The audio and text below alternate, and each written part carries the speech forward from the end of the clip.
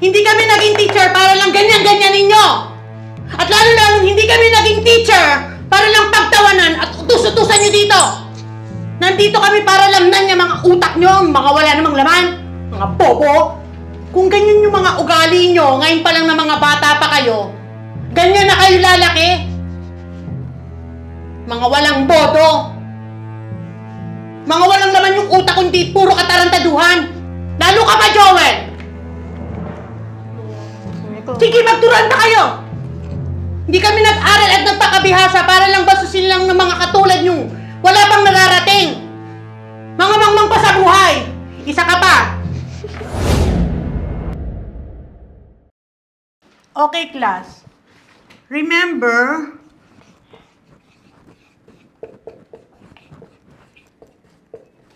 based on our history, Dr. Rosarizal was our hero. Diba? Yes! Uwi na! Bye, ma'am! Mr. Santos, hindi pa ako tapos. Pero ma'am, may pupuntahan pa po kasi ako. So, time na ma'am oh. Tara na, tara na!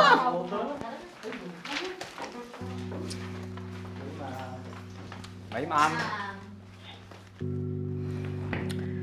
Ay nako, iba na talaga yung mga estudyante ngayon, no, guys?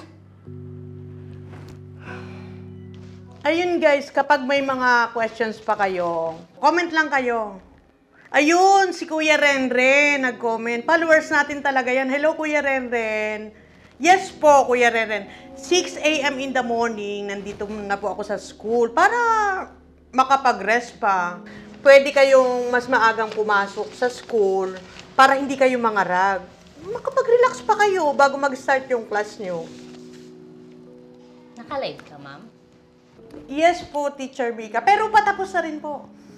Guys, thank you so much, ha. See you sa ating next live. Thank you po.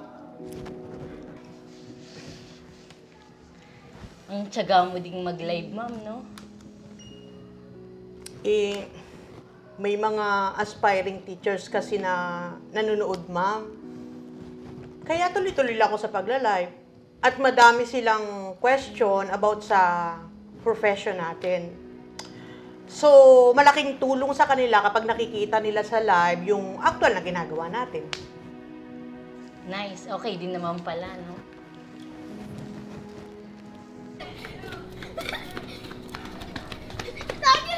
Grabe, no, ma'am? Ibang-iba na yung mga estudyante ngayon. Parang gusto nila, ikaw na lang yung mag-a-adjust sa kanila. Mga sensitive na, insensitive naman.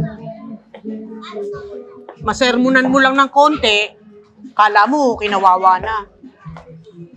Mga lumalaki namang bastos. Naku, hayaan mo na lang sila. Wala tayong magagawa doon.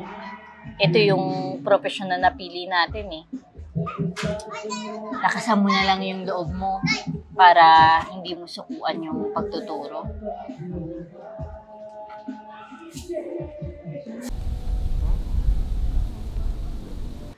Okay, class. Gawin nyo na yung activity na yan regarding sa topic na na-discuss na. Gawin nyo yan sa notebook nyo, ha? And later, may papagawa ako sa inyo na activity ulit. O Joel, bakit late ka? Kanina pa kami nag-start dito, ah. Eh, ma'am, may ginawa pa po ako sa bahay eh. Ano po ba yung pinapagawa niyo para magawa ko na rin? Sige na, ma'am. Para matapos na ako.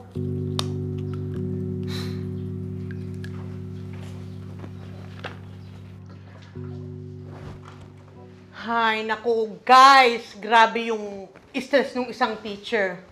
Hindi lang sa lesson plan, ha? Pati na rin, lalo na rin dun sa mga students niya.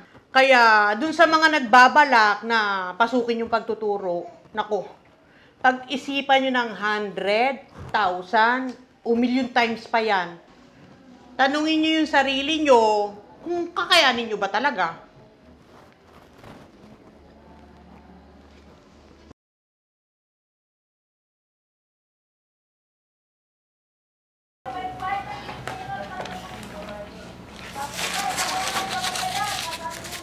Pre, matapang ako, batay mo singap.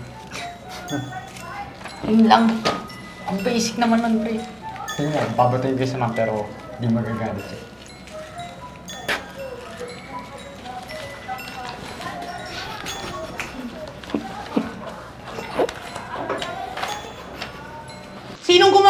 niyo nun? Ma'am, ay, ma'am. Wala talagang aamin? Ha? Ang babastos nyo! Mga wala kayong modo, alam nyo ba yon? Sino nagbigay sa inyo ng karapatan na bastusin yung teacher nyo dito, ha? Isa ka pa, turo ka ng turo dyan eh. Hindi kami naging teacher para lang ganyan-ganyan ninyo! At lalo-lalo, hindi kami naging teacher para lang pagtawanan at utus-utusan nyo dito! Nandito kami para lamnan yung mga utak nyo, mga wala namang laman, mga bobo. Kung ganyan yung mga ugali nyo, ngayon pa lang na mga bata pa kayo, ganyan na kayo lalaki. Mga walang bodo. Mga walang laman yung utak kundi puro katarantaduhan. Lalo ka pa, Joel! Sige, magturuan na kayo!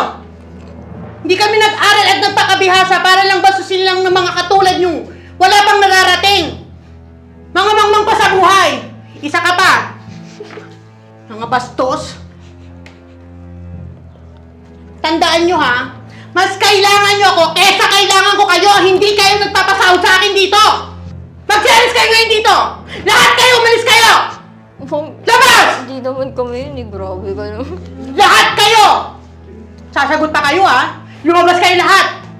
Pero Nakalimutan nyo ata yung boundaries nyo lahat. Ha? Mga bastos na estudyante? Ang kakapal ng mukha? Mga wala pang nararating sa buhay? Akala mo kung sino ng mga magsiasta? Mga bastos?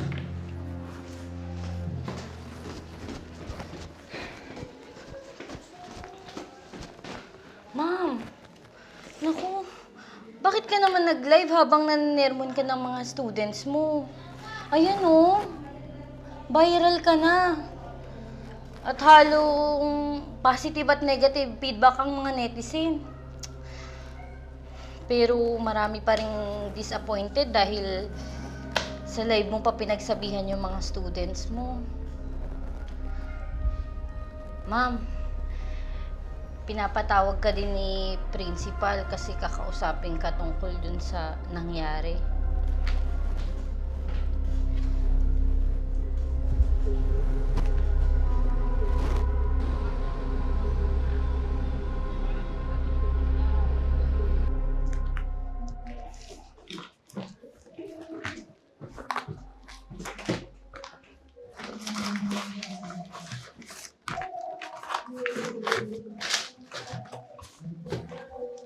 Ma'am, anong nangyari? Nag-resign na lang ako. I admit na may kasalanan din naman akong ginawa. Na mali yung ginawa ko sa Facebook Live ko. Nanermon ako during live. May mali ako at ayoko maging maling ehemplo sa mga estudyante dito sa eskwelahan na to. Pero ma'am, sa ibang punto, may karapatan din naman tayong pagsabihan yung mga estudyante natin eh.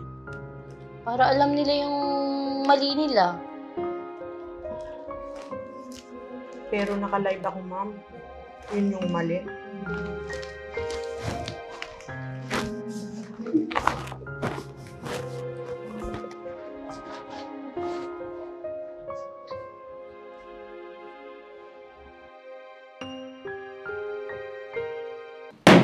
Ano? Masaya na kayo sa nangyari sa teacher nyo? Yan ang resulta ng pinagagawa nyo? Concern lang kami mga teacher nyo para matuto kayo ng leksyon sa eskwela at leksyon sa buhay. Pero anong ginawa nyo? Kalokohan! Kalokohan! Na wala namang maiaambag sa buhay nyo. Totoo naman lahat ng sinabi ni Teacher Erlinde. Masakit lang talagang tanggapin. Nasabi niya yon, hindi lang para bigyan kayo ng leksyon. Nasabi niya yon dahil napuno na siya sa inyo. Umayos kayo. Hindi sa lahat ng pagkakataon makakatapat kayo ng mabait na teacher na uunawa sa inyo.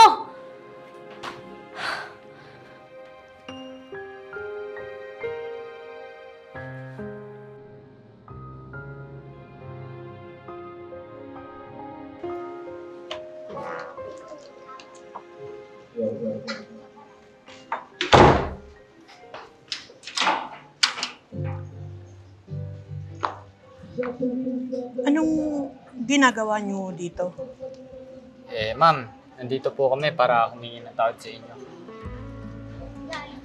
Hindi kasi namin nakalain, ma'am, na yung kalokohang ginagawa namin, sa'yo babalik. Sorry po, ma'am. Okay lang yan. Yan yung leksyon ng buhay. At hindi laging pabor sa atin.